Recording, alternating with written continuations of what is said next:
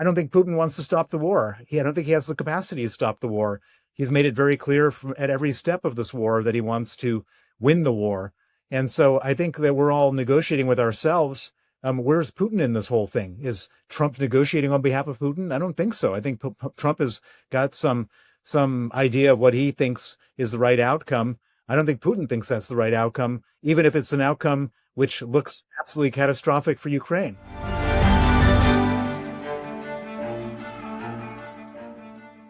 So, Bill Browder, thank you so much for joining the Trump Report. Great to be here. We'll start off with what's been going on in the last few days. Ukrainian territory has still been the focus of these peace talks, and the US side suggested that Zelensky that Donbas should become a free economic zone. So Zelensky has flat out rejected this. He said that if one side's troops have to retreat and the other side stays where they are, then what will hold back these other troops, the Russians, or what will stop them from disguising themselves as civilians and taking over this free economic zone? This is all very serious. So what do you make of this proposal? Would a free economic zone essentially still open up Ukraine to future aggression? Everything opens up Ukraine to future aggression. The only thing that prevents future aggression is if there is an absolutely overpowering military consequence to Russia for making a future aggression. And none of that seems to be on the table. I don't see any real security guarantees. I see quasi-security guarantees, Budapest Memorandum security guarantees. When I say Budapest Memorandum, what I mean by that is the United States, Great Britain, and Russia provided Ukraine security guarantees in 1994 when they gave up their nuclear arsenal. And look where that got them today. Russia invaded and everybody else just sat on the sidelines. So Ukraine is absolutely right to be concerned about this. But I would take a wider view on this whole thing to say that this is all just fantasy football. It doesn't really matter what's being negotiated between the United States and Ukraine. Russia is not going to accept any of these terms. I don't think Russia would have accepted the terms on their 28-point, quote, peace proposal. I don't think Putin wants to stop the war. I don't think he has the capacity to stop the war. He's made it very clear at every step of this war that he wants to win the war. And so I think that we're all negotiating with ourselves. Where's Putin in this whole thing? Is Trump negotiating on behalf of Putin? I don't think so. I think Trump has got some idea of what he thinks is the right outcome. I don't think Putin thinks that's the right outcome, even if it's an outcome which looks absolutely catastrophic for Ukraine.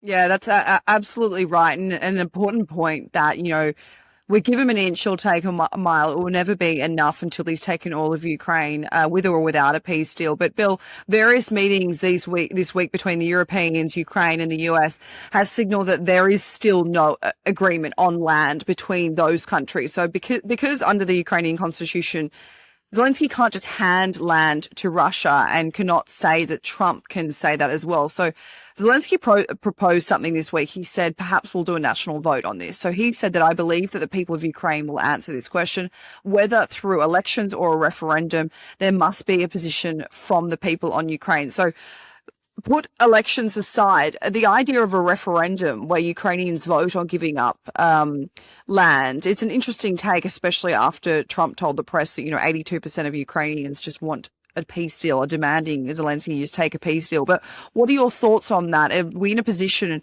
where Ukraine can even hold a referendum, or should it not really be a thing? Well, so I think that there's a much different game going on here, that the proposal that's being foisted on Ukraine is Trump is trying to get a deal done quickly. And I think all these different discussions and referendums and all these different things are just a way to try to slow down this process. And I think they're trying to slow down this process probably just to get beyond next week. And next week is such a significant week, because next week is the week in which Europe potentially, and I would say potentially and probably, will effectively confiscate Russia's frozen central bank reserves and make them available for Ukraine. And if that is to happen, then it changes the whole calculus for Ukraine. Ukraine is being forced into this awful situation because the United States used to supply 40% of military aid to Ukraine, and the United States has stopped supplying that 40%. And without United States 40% of the money starting at about March or April, unless new money shows up, Ukraine will probably run out of ammunition and lose the war. And so what Ukraine is hoping for and banking on is that money is replaced by Russian money, by Russian frozen central bank reserve money. And if it is, then Ukraine can carry on fighting, and Ukraine doesn't have to be forced into some type of horrible, ridiculous capitulation, which is being demanded of them by Donald Trump. So election has been a conversation this week. Trump has said that Ukraine should hold presidential elections now, even though Ukrainian law bans elections during wartime. So that's the reason why they haven't had one. So he repeated this in a recent interview, criticizing Ukraine's leadership, questioning its democratic legitimacy if polls were delayed. Ukrainian President Volodymyr Zelensky said that his government would be prepared to hold national elections within the next 3 months if the US and other allied countries ensure the security of the voting process. But here's what Don Bacon, a Republican congressman who's been quite critical on Donald Trump, said about this. He said, when was Russia's fair election? Does President Trump know that that Putin kills his rivals? Does President Trump know that Russia has much higher corruption and that Ukraine is indicting their guilty ones? Most Americans know the truth of the war and are appalled at the president's moral blindness. So, I mean, how ironic is it, Bill, to ask Zelensky to hold an election in the midst of a war while Putin has never believed in the democratic process? Well, this is very similar in broad geopolitical terms as what happened in the Oval Office with Zelensky, Trump, and J.D. Vance earlier this year. It's just the same type of thing. And let's just be clear. Putin started this war. Putin is the aggressor.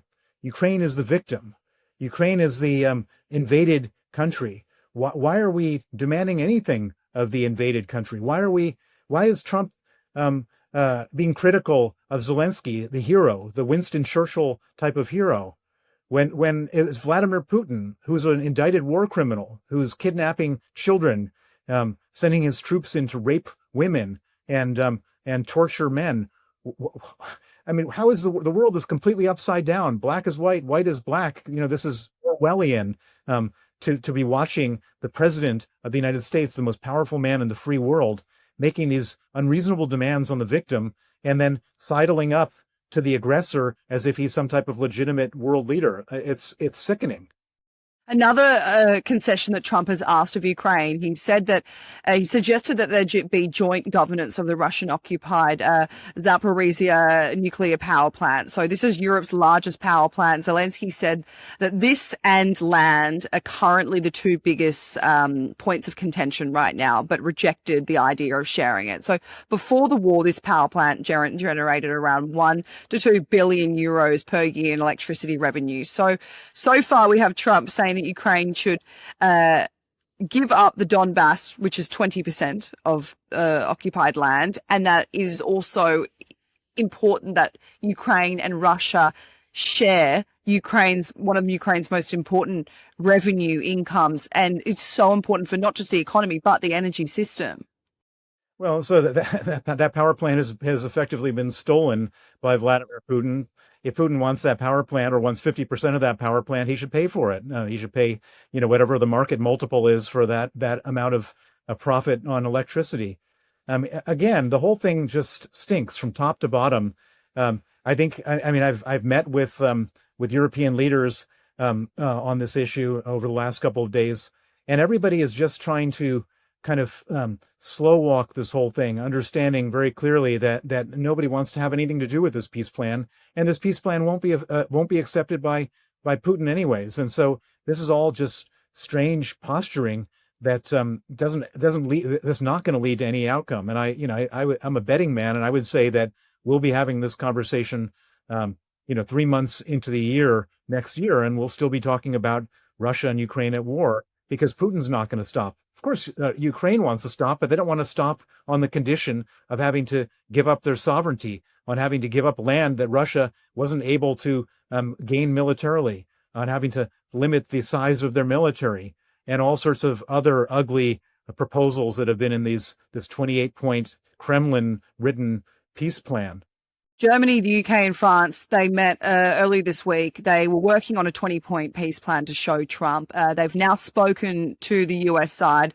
Trump said that he's likely going to send a delegate over to Europe this weekend to discuss if there's a good chance. We don't want to waste a lot of time if we think it's negative. So, Bill, what is your optimism on this meeting if it goes ahead? But also, in the sense, how does the E3 leaders get Trump back on their side, back to that stage a few months ago where we saw Donald Trump speaking at the UN General Assembly, where he declared that Ukraine can win the war, that Ukraine was winning, and that Ukraine can win back all the land that they've lost? I don't know. I guess Airbus should come up with a gold-plated plane, maybe double in value to the one that Qatar gave, and the three countries should offer it up to Trump. And say, can you now come back on side? That seems to be the kind of stuff that motivates him, as opposed to geopolitical security, American national security, or anything like that. So I guess at this point, it'll probably be a lot cheaper just to come up with $1 billion Airbus and promise it to Trump right here and now. Bill, you mentioned that you and I will have this conversation in 3 months' time, in 6 months' time. Sky News defense analyst Michael Clark, he said that in the current state of negotiations, we are probably 4 or 5/5 way back to where we started. So we're in a situation now where Trump is happy to give Russia what they want and ask Ukraine to make several concessions as he's desperate to get a deal over the line. Do you agree with that we're kind of back to this February-March stage of this year? We've never deviated from the February-March stage of this year. All you have to do is look at the Russian casualties. Russia has not gained any significant land since the beginning of the year. They've lost about 1,000 men a day dead in the trenches of eastern Ukraine, dead from trying to push forward and being killed by Ukrainian drones. Russia has now lost all sorts of oil refining capacity from Ukrainian drones. The Ukrainians are now hitting the shadow fleet in various places. The only thing I would say is that in a certain way, Ukraine is probably in a better place now than they were in February this year, because the U.S. is no longer supplying military aid. The U.S. can no longer make conditions on what Ukraine does to Russia. And Ukraine is now hitting Russia hard inside of Russia. And everybody who says that Russia's winning is just not true. All you have to do is look at it quantitatively. Look at a map of territory that they've gained since the beginning of this war, and they've gained effectively nothing. And in the process, they've lost more than 1 million men, and they've lost hundreds of billions of dollars of revenue that they might have been earning with the sanctions not being in place. They've lost equipment, 30 years worth of equipment. And it's just a nonsense to say that Russia's winning, that Russia is invincible. Russia's not invincible. They didn't win in 3 days, and they didn't win in 4 years. And Ukraine needs the weapons, and they need the resources so that they fight off the invader. And it's absolutely not the case that Russia has the capacity to fight indefinitely.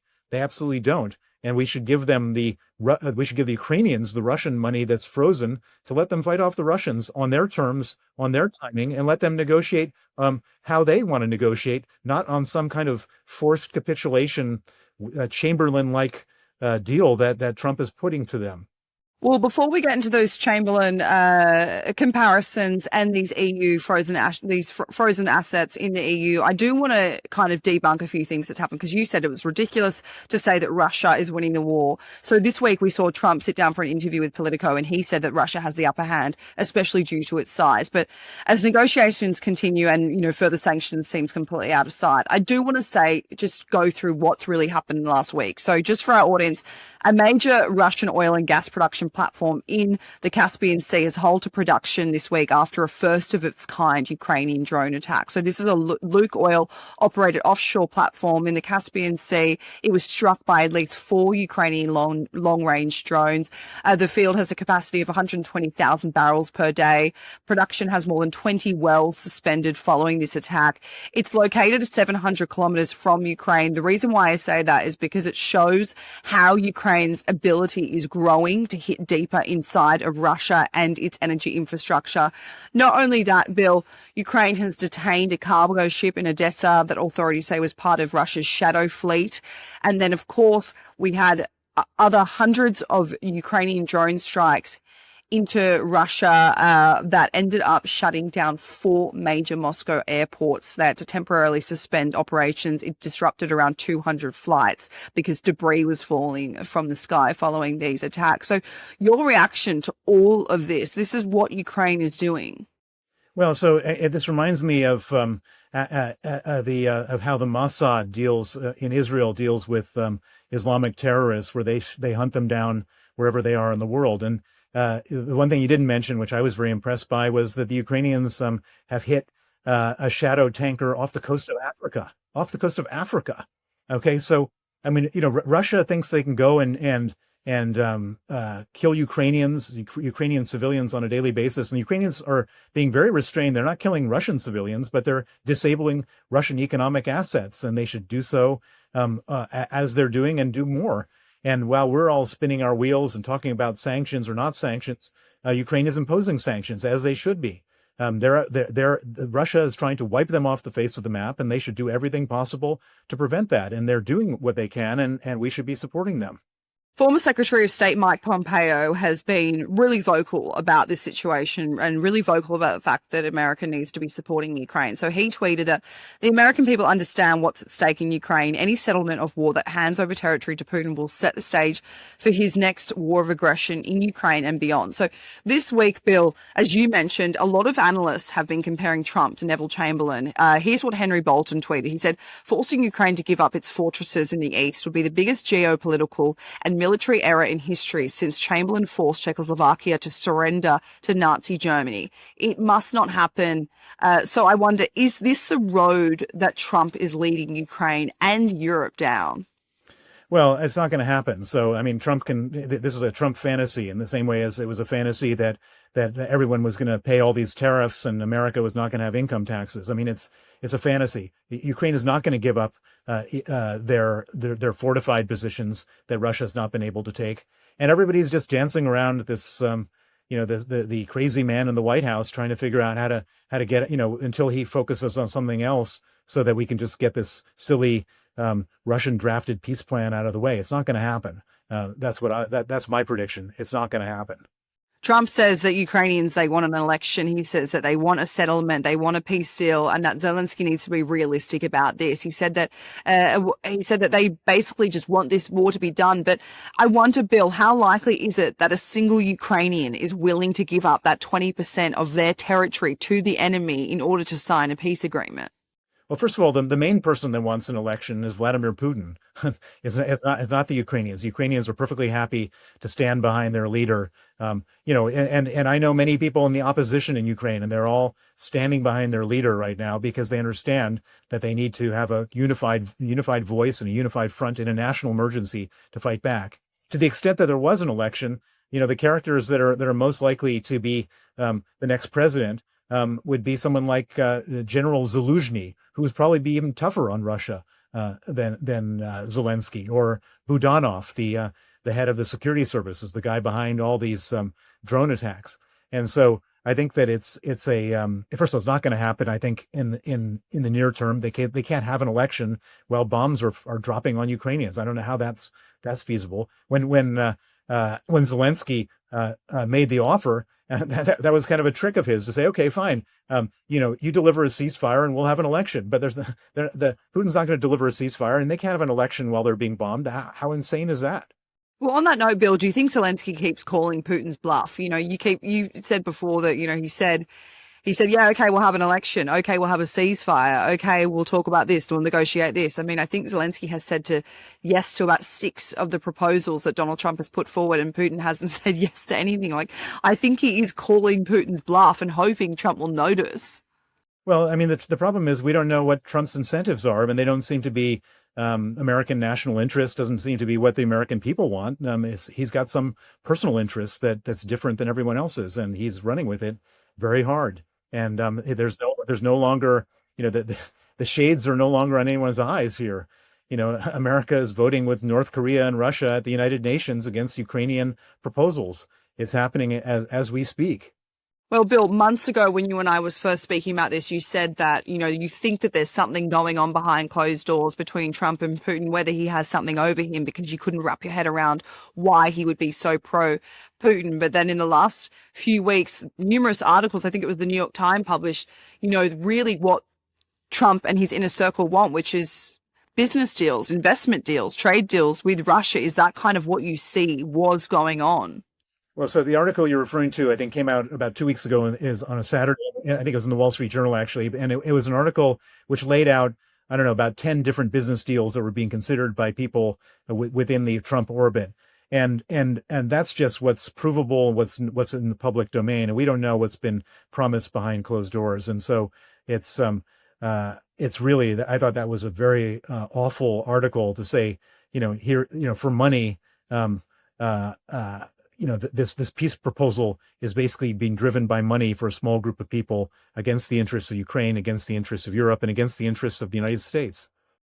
Just finally, Bill, Belgium has threatened legal action against the EU if it does move ahead with plans to use or effectively seize these frozen Russian assets that are held in Belgium without Belgium's consent. So that, in conjunction with the fact that Russia has said that it will sue Brussels-based financial firm Euroclear, and claims that the EU's plans to use frozen central bank assets to support Ukraine are illegal under international law, which is, of course, incredibly ironic. But what are your thoughts on this? We're hoping that they can seize these Russian assets in the next week or so to give Ukraine this much-needed money. I think it's around 140 billion euros. My prediction is that those assets will be seized on Thursday, that Belgium will come to an agreement, that the European Union will provide some type of guarantee to Belgium that they're not going to be on their own. And furthermore, where's Russia going to sue? They're going to sue in domestic courts in Europe.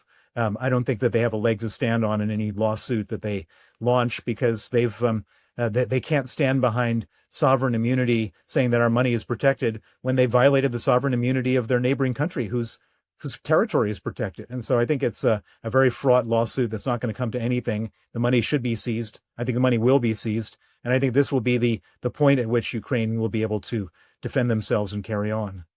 So, Bill Browder, thank you for joining the Trump Report. Thank you.